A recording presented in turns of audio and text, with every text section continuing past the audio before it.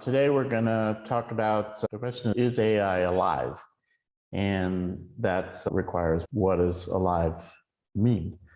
So this isn't specifically talking about consciousness. This is talking about more alive and what does being alive mean, more or less from a biophysics point of view.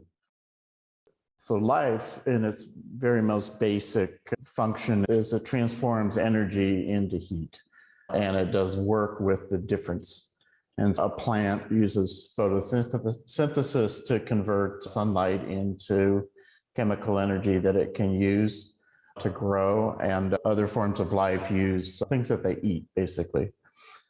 And the main focus, the work that's done and the difference between the energy and the heat is to reproduce. And if you don't reproduce, then you cease to be alive. And so that's a simpler kind of physics meaning of what is the meaning of life. And so one of the complex questions in biophysics and the origin of life chemistry is, how do genes in their very compressed form define not only the structure that they grow into, but how that structure can then eat and live and reproduce? That's a lot of complicated behavior that goes with the inside the genes. And so the genes getting from essentially the form in DNA to reproductive function is a lot of code decompression. And so that's mysterious of how simple bits of information can turn into complicated behaviors. And people argue that certain things like consciousness is a complicated behavior and it's too complicated for the genes that are there. And so it's not possible, but obviously if you can program not only how to grow into an adult body, but also how to reproduce and survive and all these things into the genes, you can certainly encode other information as well. And so this is the compression of into a code. And this is one of the unique characteristics that AI plays into, because compression in code is a part of that. And so there's observation, if you use ChatGPT or these other kinds of things, where you can give it a hint and it'll write a whole book. And you can also ask it to take that whole book and summarize it back into the hint.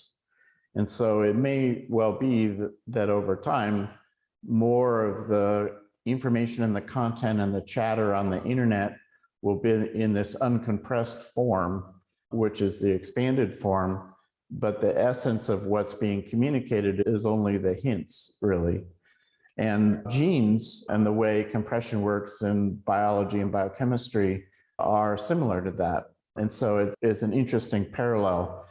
And so the definition of life depends on its complexity. And thousands of years ago, Aristotle had like a categorization for how you categorize the different kinds of life of plants and animals and humans. And he broke it down into sort of the vegetative soul, and then animals having a sensitive soul, meaning they can move and they can feel things more. And then humans having a rational soul, which it has the reproduction and growth, it has the movement and sensation, but it also has some compute power, processing and thought and memory reflection. So it's more or less a scale of simple to complex. And there's not a hard line between these distinctions, in that, for example, just this week, a paper came out about how plants can communicate touch to the other cells in the plant. And so while the touch is happening, it sends signals amongst the cells. And then when the touch goes away, it sends a faster burst of signals amongst the cells. So plants have some sense of sensation for sure. And then they, of course, move depending on where the light is. And then whether or not they have memory or thought, that's a little bit more complicated. But there's not a clear dividing line of saying the human has a rational soul, but a crow or a dog doesn't. That it's more of a continuum from the different ways of dividing up kinds of life. And a simple way is all the things are alive, and it's more a linguistic issue of how do you describe that. And for the sake of discussion today, we'll leave off consciousness and higher order rational type things, which we'll touch on. We've touched on before in sort of the evolution of AI discussions. But for example, here's amoeba eating a couple paramecium, and those paramecium are being digested inside the amoeba, and they're fighting about it. So is that consciousness? Do they know they're being eaten? Do they know? And then there's some more complex theories of consciousness from Freud and others who divide up how the rational processing in the mind goes. But for now, we'll go back to the basics, physics, chemistry, evolution of life from the origin of life. And the theory of the Big Bang, which is also being debated right now, things started out as nothing that turned into something that started to develop structure in physics, and then metabolism in chemistry, and then this complex coding that I mentioned in biology. And so evolution of nothing into something, into metabolism, into reproduction. And Ray Kurzweil in his book has this concept of epochs, of going essentially from simple physics and chemistry into more complicated structures in terms of complexity theory, and that getting into the biology and then brains and then tools, but then the merger of the technology and the biology, which is Epoch 5, which is more or less where we are now, in that we have developed biology, it's developed tools that have now become smarter. And so now the technology and the biology are merging, in that most people keep their phones with them all the time, and the technology is evolving and the biology is evolving, but they're co-evolving into almost like a multicellular type creature, or mitochondria integrating into eukaryotic type cells. But these are the epochs of the evolution of complexity. And the next epoch beyond the Ray forecasted here is the universe waking up, sort of an enlightened universe. And so that's essentially how we got to where we are now. And I mentioned the compression code of DNA and RNA and how that turns into biology, which its function is to reproduce, rather than have a form and try and maintain that form for an indefinite lifespan, where some creatures do this, creatures that don't have sex, for example.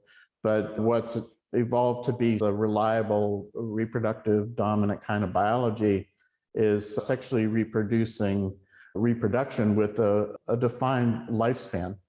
And so this seems to work better in natural selection than trying to maintain the integrity of a system. It's better to reboot it on a recurring basis, which is birth and death and all that. And so this kind of the evolution of code, which gives reproducing biology, the compression mechanism is genetics. And then this kind of structure of reproduction and code would apply to memes and things like this. And so these have created whole new fields. One is synthetic biology, which is building living things out of parts, and which sort of begs the question is, well, why not synthetic theology, which is building living religions out of parts? So they don't have to evolve in a continuous inheritance or lineage. They can actually be constructed anew synthetically, and then it will evolve if it's well designed. And so still the distinction of what is life distinguished from non-life. And so there's sort of complex life with the body and a past memory processing and action. So like a human, or simpler life like a plant, or non-life or non-living things like a rock. And a rock isn't necessarily a hard line between a rock and a plant. It's a continuum of complexity.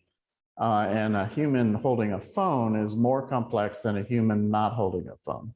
And so the complexity is continuing to evolve in an exponential way. And so one other distinction is what's the difference between life and non-life is you can look at dead life versus what is alive life. And so the difference between a dead person and a live person is very subtle. Like almost all the chemicals are all there. And between a living person and a dead person, the difference is not a lot of mass, not a lot of bits, or not a lot of chemicals, but there's a world understood difference between a living person and a dead person. And so creatures that are reproducing like this, complex creatures, there's death in plants too. But for something like a rock has a structure, and that structure is subject to entropy also. And so rocks fall apart and turn into sand and then dust. And so the structure of something that we would even call not life still decays and so forth, but then can be rebuilt again. So life uses this energy that it's collected for not just physical growth, but also conscious development. And the energy that is not used in those specific tasks is put out as heat, basically. And so the cycles of the life and birth and death is that the code stays the same across living from birth to death, but then that code is reproduced in the next generation. And so that's like a reset of your computer if it's acting flaky. And so that's essentially sexual reproduction. And the main purpose of the code progression is reproduction. And then the compression is very special. It's not just making it smaller, it's encoding all the essential things that not only do you reproduce another adult, but that information is all the things the adult needs to do to reproduce in successive generations. And so this is a special kind of compression decompression.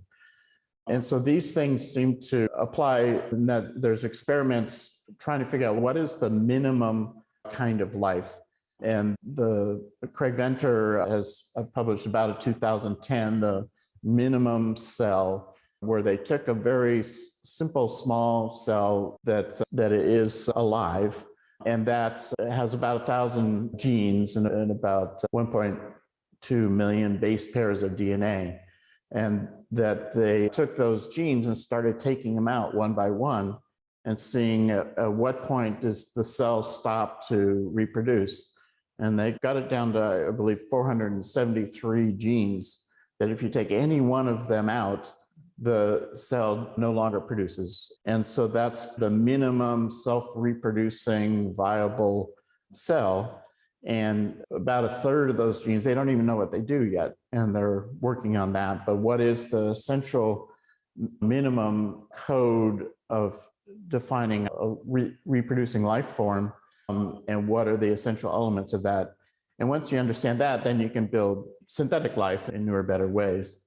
And so other things in nature that are even simpler than that are like prions and viruses. Prions are living proteins that self-reproduce, and viruses are simpler than cells. They don't have always a cell wall.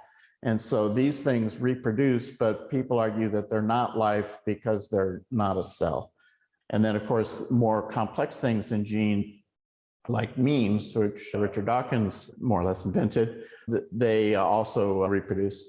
And so when these things diverge from each other, it's creating a speciation event where in the history of where animals and people came from, we're more closely related to fungi and mushrooms than we are to plants, and that plants diverged from each other millions or maybe half billion years before the animals diverged from fungi, from mushrooms. And so the history of where these things come from also changes. That was a lot of kind of nerdy biophysics background to just put a foundation of how the language is used in some of these words for what is life before we get into whether AI is life. But this reproduction process is not something that is just in isolation, that there's lots of kinds of life that help other forms of life reproduce, and like a bee in a flower, that the flower uses the bee to reproduce. And there's a concept that plants invented mushrooms and mushrooms invented humans or animals to help in their reproductive success. And so in the Dawkins selfish gene concept, the original DNA code of the plant said, I need some animals to help me reproduce and spread my seed better. And so there's a concept, I think, from Terence McKenna, that the plants are in charge and that animals are just here to serve the plants. And like this is an example of a mushroom that has attacked an ant, and it changes the ant's behavior to, once the ant has been affected by the spore of the mushroom, it reprograms the ant's mind to grow up, to climb up to the top of blades of grass and just wait there. And so the mushroom then uses the ant like an Uber car to get to a location. And that location is chosen because cows are more likely to eat grass. And if the ant and the mushroom spore is on the end of the blade of grass, it's more likely to be eaten by the cow.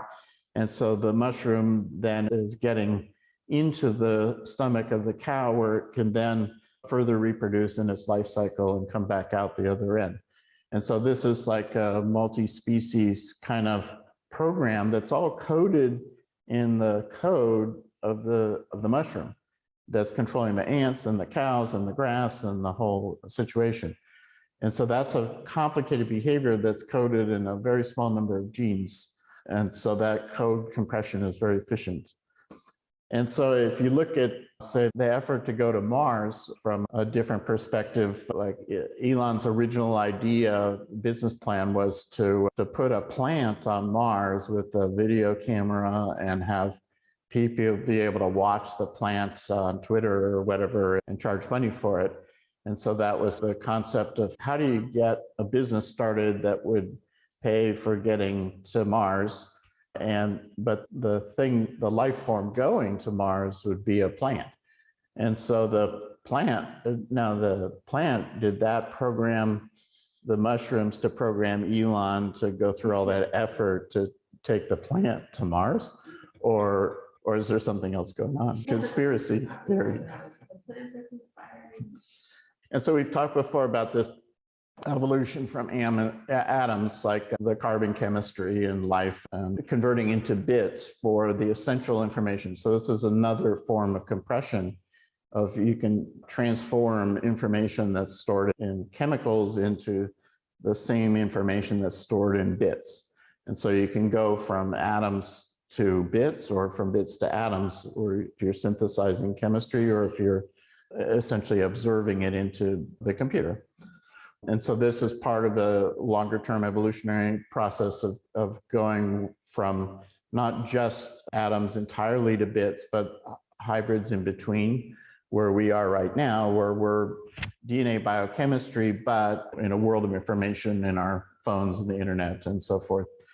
And so the atoms and bits can coexist in a complex life like we're in right now. We're in a physical world of atoms with information flowing through us in a world of bits, but they're part of a complex system. And the bits are essentially the AI computer, and the atoms are the biology. And it's a dynamic system that has sensors and actuators, or essentially eyes and brains and muscles and so forth. And so AI is getting more embodied than just being information processing in a computer, where you essentially hook the AI to robot bodies. And this came up in the discussion about limbic resonance, about whether you could have a body for AI. And the mechanisms of AI bodies today are mechanical, which is good for lots of things.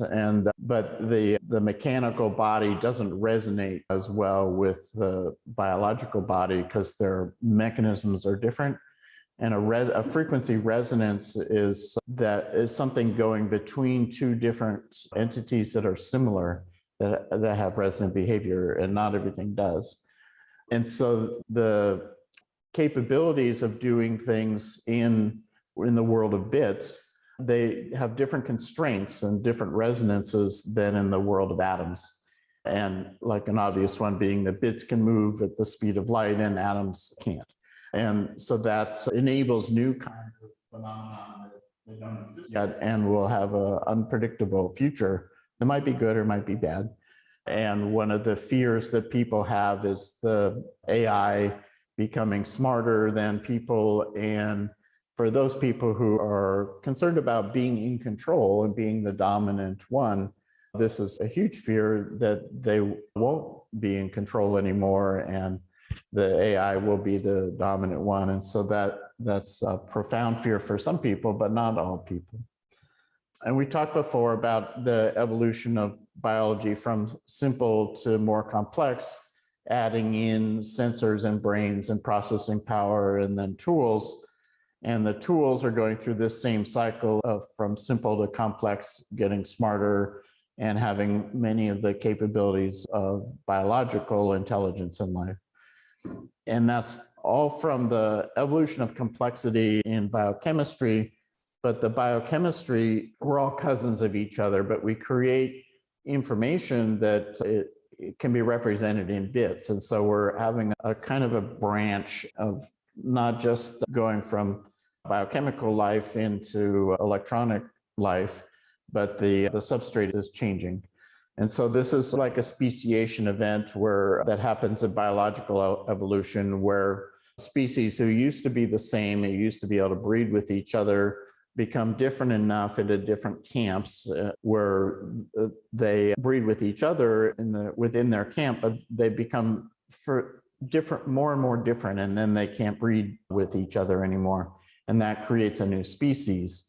And so evolutionary biology is full of speciations, but we're all starting from DNA based. And even that subdivides. And so is AI a new species of life, or is a new kingdom of life, where the kingdom of life is a further separation of different kinds of life that may share some things in common, but becomes more and more different.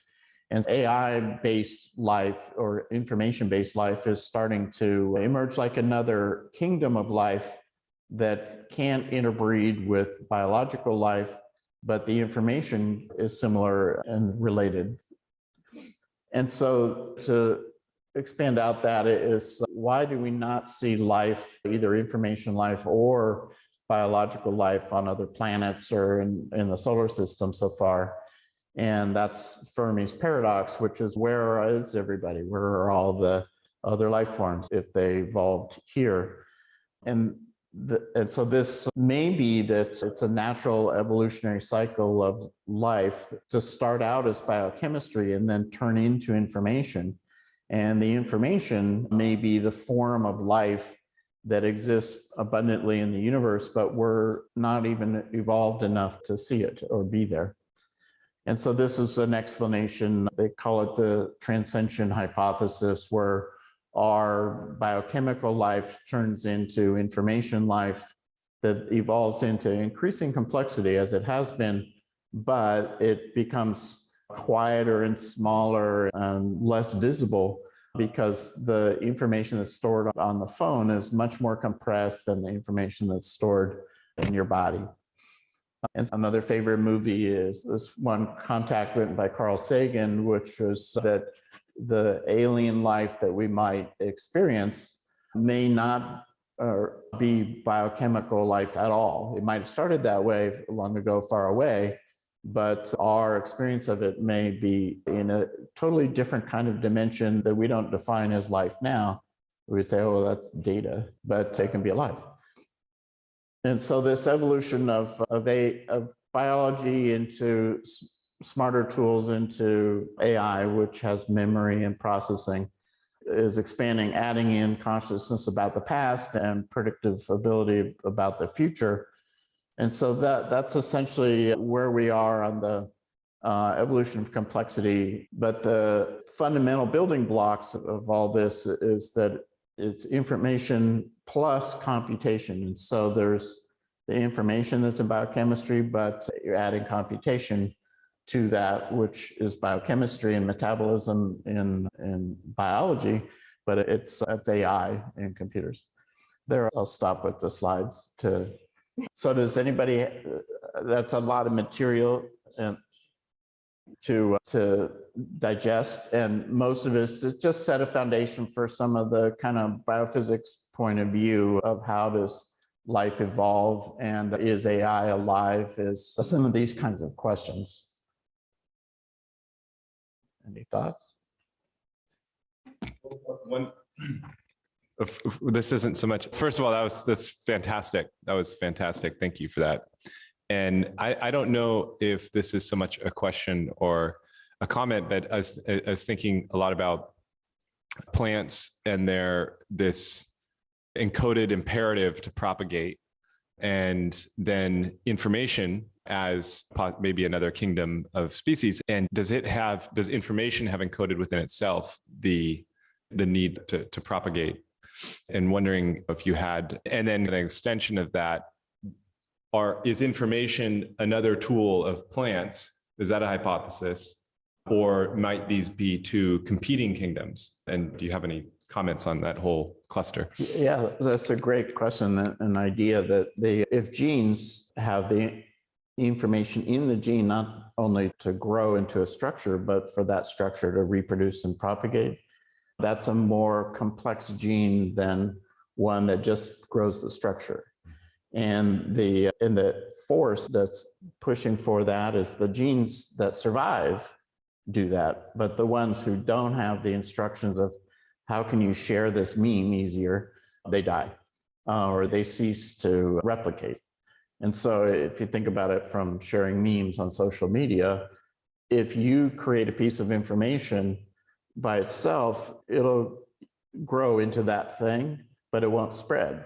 But if you make it really easy for other people to share it along, it's more likely to spread more rapidly, like in a viral type way. And so the information in the meme has to consider how easy is it to share on.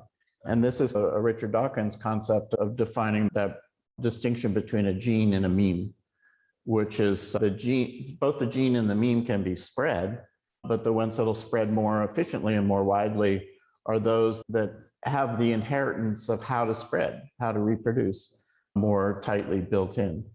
And so it is the question of, can information spread that way? For sure. The issue is, how do you code it in such a way that it'll survive to keep spreading? Like, how do you make a viral meme as opposed to just a one-shot joke?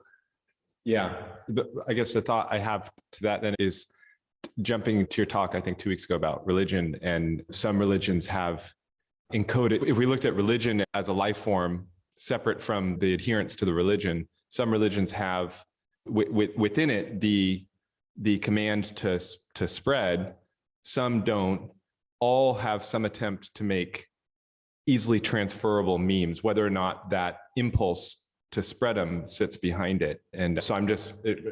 Yeah, it's fantastic line of thinking, that those religions that still survived, the ones that didn't have that went extinct. And so so religions in particular are the ones that survive, are the ones that are building into the DNA of the religion the mechanisms and drive to reproduce itself, either faithfully from conservators or approximately by adoptors. And so if a religion that will survive reproduces its material, like in books that reproduce faithfully, but also in why do that. And religions in particular are obsessed with reproduction of people and controlling almost forcing the reproduction, like anti-birth control, pro-breeding types of behaviors. And those are the religions that become dominant and widespread because they grow more efficiently than the religions that don't concern themselves with breeding behavior and reliable reproduction of the genetics of the religion.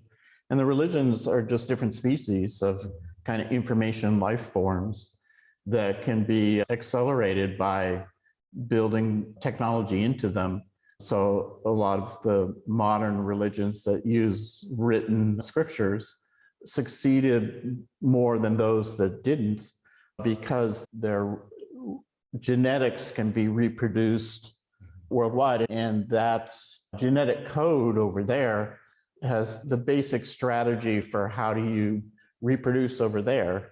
And so it's architecture of religions of species of life forms that either survive in natural selection or they go extinct.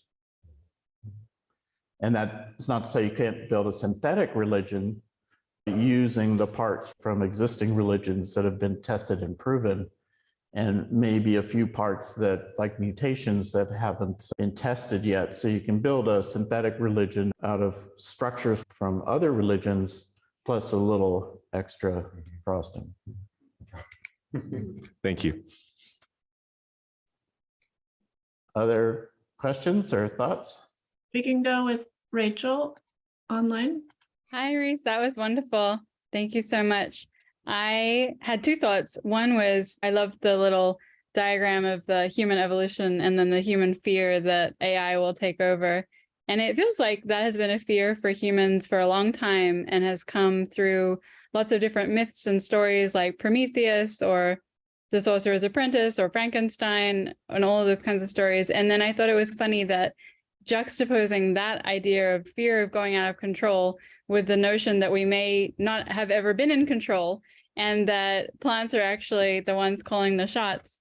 And then I thought it's so interesting that one of the biggest kind of problems that's facing humanity or the world right now is the risk of species extinction because of human activity and global warming or climate change. And what if AI is the plant's slow evolutionary process of humans in order to create a tool through us that will solve for the thing that would extinct the plants? Anyway, I'm going off on quite a tangent, but That's an excellent insight. That you also have to think about what's driving the plants, and maybe the life is information that invented plants to grow for a while, who then invented animals to spread the seed more.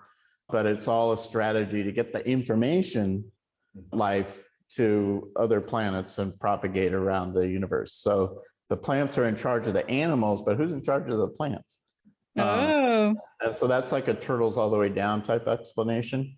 But it brings up the point that, like, people grow up having parents and the parents are in charge, and that feels comfortable and safe, because if it wasn't, they wouldn't be here.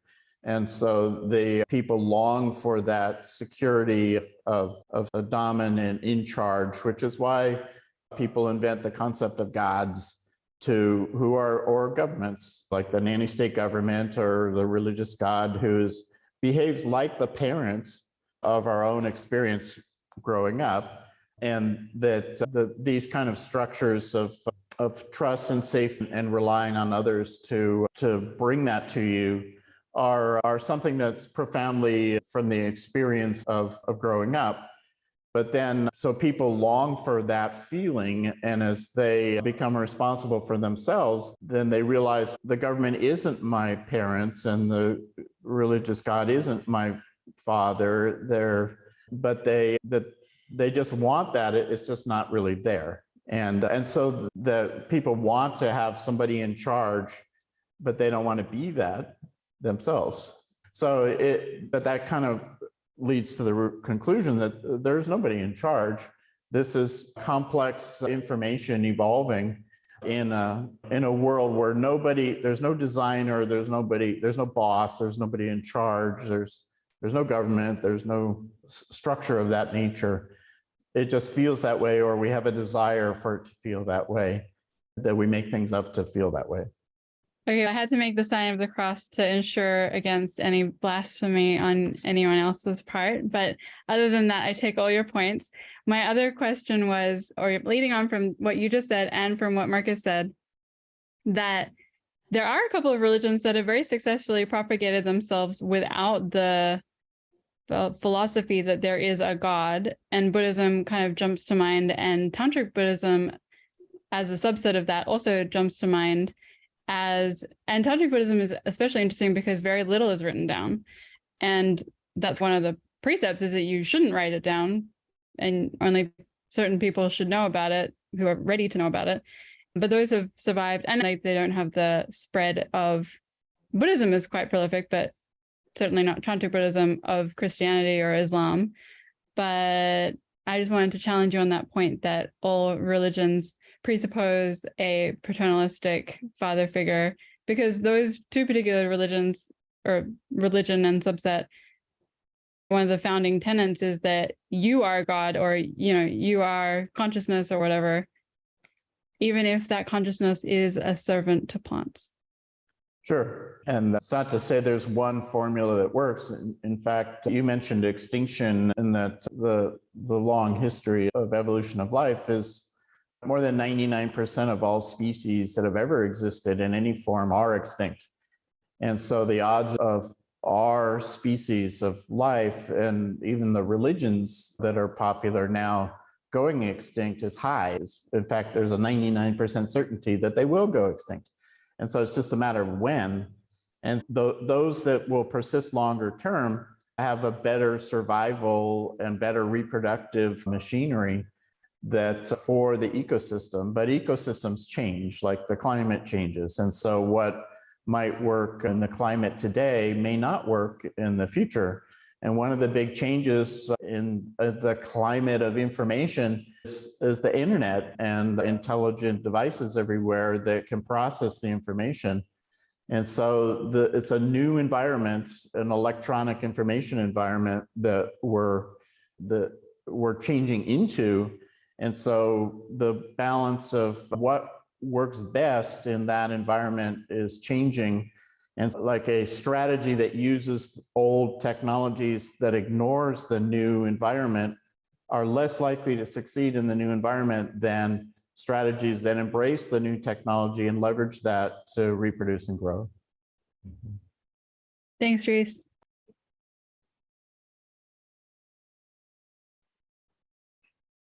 Other thoughts? Blasphemies? Just my last thought on this thread of the plants is this: climate change is such a huge topic for humans right now.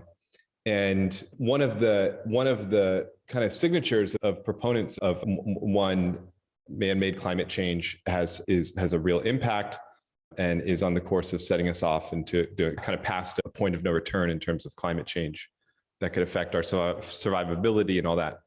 One of the signatures of that party is basically human beings have had too much impact, and our population's grown too large. And as a result of that, we're squashing other forms of biological life, including plants.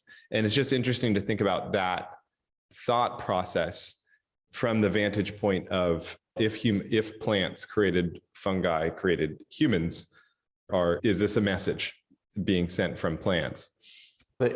And built into that are some assumptions of what causes change, and that like an assumption that change is not natural, and that change happens on all planets, whether or not humans are there. Climate change, and there's an assumption built into that humans caused the climate change, or all the climate change. And there's sort of two extreme views: is that all the climate change on this planet are caused by humans, and other extreme arguments are that none of the climate change observed on this planet are caused by humans, which is mostly a defense that humans aren't powerful enough to change the climate. And so humans aren't powerful enough to fix it, so we should just pollute at will because it's hopeless anyway. Versus humans are all powerful, and they're forcing the climate to change, and they're killing all these species of animals and creatures. But the history shows that climate changes, and climate changed up and down long before there were any humans. And it's likely doing the same now. There's no reason to expect that it would stop changing. And so there's definitely a natural element to climate change on this planet and others but that change may be influenced by humans and it may be modifiable by humans, but we can't stop climate change because climate change is normal. A stopped climate would be like an air-conditioned house, which is not normal and it's not stable either. And so the politics that argues that there's no change can't be right because change is what's normal. And who's responsible for that so they can be punished versus who's responsible for fixing that, or the fix might be that we have to change to deal with the new climate, as opposed to we need to stop the climate to fit us. And so that it's a complicated thing, but it's heavily weighted by how powerful or fearful or the political orientation. Like I mentioned previously, that you can tell people's political orientation when you ask them about their opinion about Mars, where the conservative or liberal, where a conservative person is worried about what will Mars do to us, and a liberal person is what will we do to Mars. And the opinion about AI is probably similar, that people who like things the way they are worried about what will AI do to what I like about how things are now. And like a more liberally inclined would say, oh, AI is great and it will make things better. And so it's a little bit like the risk assessment and the views on power and control and stability and safety. And so these kind of things are psychological as well as political, as well as technical. And the main point I'm communicating is these things are evolving naturally with or without humans, and that humans are an accessory to the change from atoms to bits and the change to information and that happens in. And so the information will persist, but the planet might not. Thanks. Other thoughts? We'll go to Russell next. Hi, can you hear me? Yes, thanks. Thank you. I wanted to bring up sort of the distinction.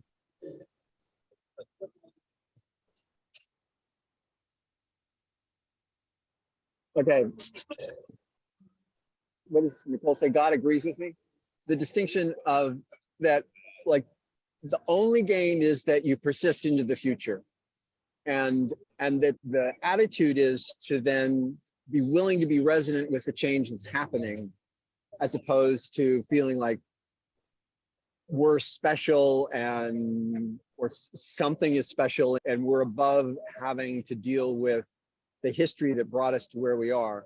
So that, to me, it mediates sort of some kind of fear about new technology, because as you said it earlier about embracing the change that is, as opposed to being stuck in a method that doesn't serve you anymore. Anyway, the whole thing about just game that wins is the one that continues to show up into the future. I just think that's okay, you can make your choices and be stubborn as you wish, but that's the universe we're in. Yeah, it's like you can resist change, and that's trying to swim against the water and the river, that you either go with the flow or you try and fight the flow, and which leads to a happier life. Yeah. But I think a lot of religions do communicate that we're special and we should keep our specialness as the higher priority than everything else, anyone else or everything else, or especially things that are different. And so it is a kind of an ideological, psychological view, I suppose. Thanks. Thank you. Other thoughts or questions?